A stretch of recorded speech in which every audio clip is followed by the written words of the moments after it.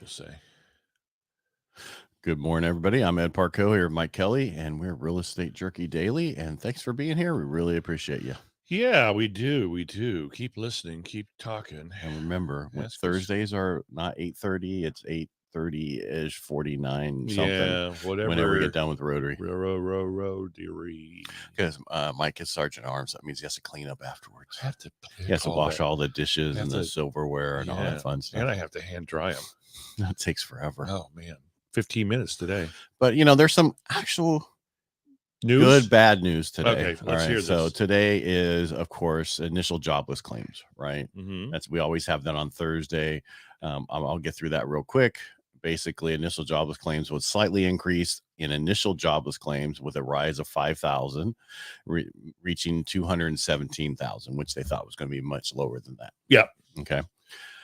It's still low, but there's a trend in the right direction, according to the Fed. Okay. All right.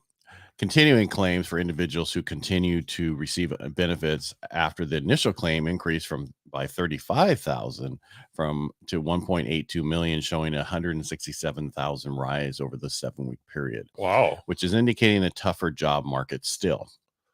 So with the latest numbers coming out, employers are still keeping people. Mm-hmm. But they're going to really look at what's coming on Friday, which is the BLS jobs report. And that'll give us more clarity where we are with the employment and everything else. Who's really working, who's not. But what happened in the last few days, there has been some I just want to get that out of the way because that's what we said is today. Stocks and mortgages have been rallying for the last 2 days, mortgage bonds. And that means rates have actually improved like 200 basis points in the last couple of days. Wow. Yeah. And I think they're seeing the economic numbers out there are starting to show cracks or, that you have to worry about. It's not as great as everybody thinks it is. It is getting worse slowly, but it finally getting there with the Fed beating people down to finally submission, I guess. Yeah. Yeah, unfortunately. But I mean, one of the other things that came out is productivity and cost, right? Basically, people are more productive, right, with their jobs. So that means things cost less. That has also helped with inflation. Yeah. Right. And that's what they're seeing, that those inflation oil prices, they went down about 12% in the past month, which they were going up. And now it's right around $80 a barrel. That's helping. It's exerting pressure on inflation to lower it. So that's, because they take these out for the core stuff, but It's still important to know wwhere we are with that.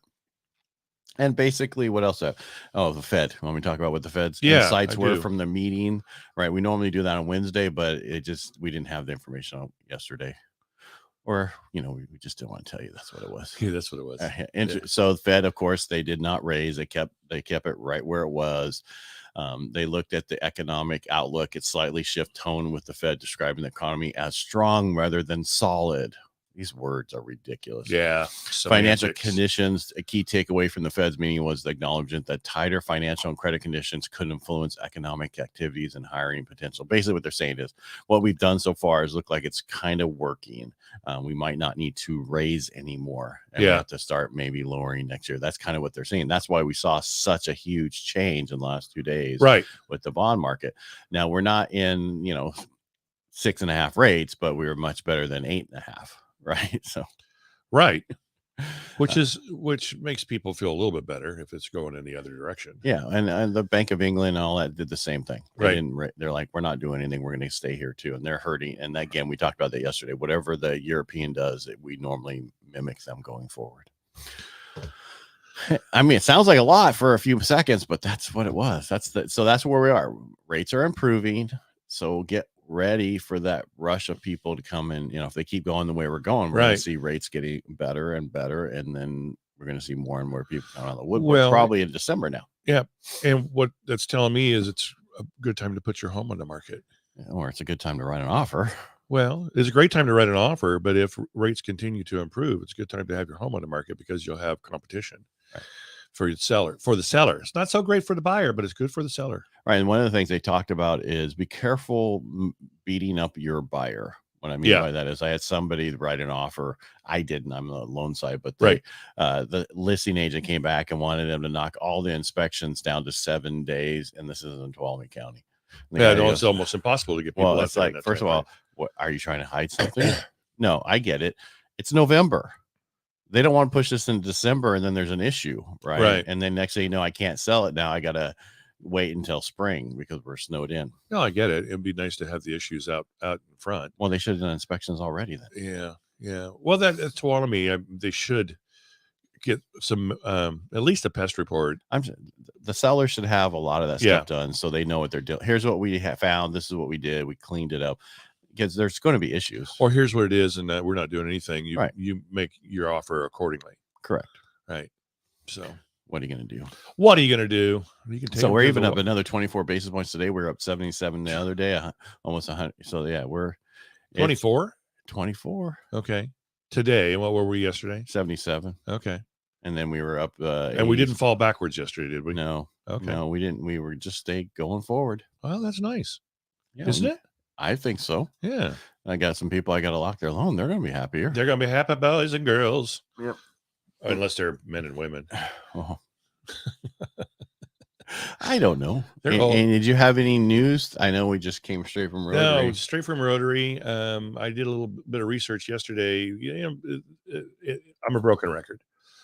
Very little inventory. There's even less inventory in Tuolumne County, which is interesting. No, there's less homes in Tuolumne County. Well, there is. And, now's the time where people are saying, okay, unless I price it very, very right, it's not going to go right away. And I don't want to be on the market 60 days and have the snows hit and then still be on the market. Right. Well, their normal market used to be 6 months. Exactly. And so it could take that long, but now it doesn't, what's the big deal? But you're right. But I'm like, that's the best time to sell a house that had deck issues. Right. We'll give you $2,000 credit just in case the deck's not there. Well, they know the deck has issues. Yeah. But we don't need to know it with an appraisal or something else. Yeah. And as long as you guys know and work something out, we don't care. Yeah. But the what do you call it? The snows come in and bury the deck and you got no clue. Right. And that way, the appraiser can't call anything. The underwriter can't call anything. But that's just my take on it. And it seems that there's a lot of homeowners up there that own cabins that decide, oh, let's put a deck out off the master bedroom, and they don't do the proper flashing in between. No, that's every deck. I know it, and it's not has nothing to do with the master bedroom. It has to do with just they put a deck on it. I'm just saying, hey, you got a master bedroom up here. Let's change this window to a door and put a deck out here. And they don't put the flashing in. They don't put flashing on the regular stuff. Oh my gosh. The first thing it does, like the second storm, your siding is rotted. Yeah. And then the third year, 15 years later, it's still rotted. Exactly. Yeah. Exactly. No, I mean, that was like with ours. They were like, there's no flashing. It's like, that's what they do up here. That's what they do. They don't think about it. When they don't, we're just getting the deck done. We don't care. We don't care. Just adding the deck. That's right. Who cares? It's not going to cause anything. Yep. Oh, well, right, what can you do? I don't you can know. take them to the trough, but you can't drown them. Not legally. Yeah. So you can take them to the train station, though. That's a different show. Which I think is coming back on. I don't know. For a short period. I might be able to get caught up with is it the third season? I don't know. Well, Kevin Costner's not coming back. No. Yeah, so I don't know who's taking his place. Well, I've heard Matthew McConaughey, which I'm not crazy about as an actor. He's okay. He's one-dimensional. So, all right. I that's all I have for today. I want to be too. A dead horse. Let's take it to the train station. All right. We'll see you guys tomorrow. I will be in Colorado, but I got internet where I'm going to be. When do you leave? I leave today. Wow. Tonight. All right. We'll have fun with that. Oh boy. Yeah. My great granddaughter is going to be 1 year old on 11/4, and I guess we just couldn't not miss the first birthday. So I guess you can't not go. Yeah. All right. Everybody make it a great day. Thanks. Have a wonderful, wonderful day. And we'll talk to you tomorrow. And remember.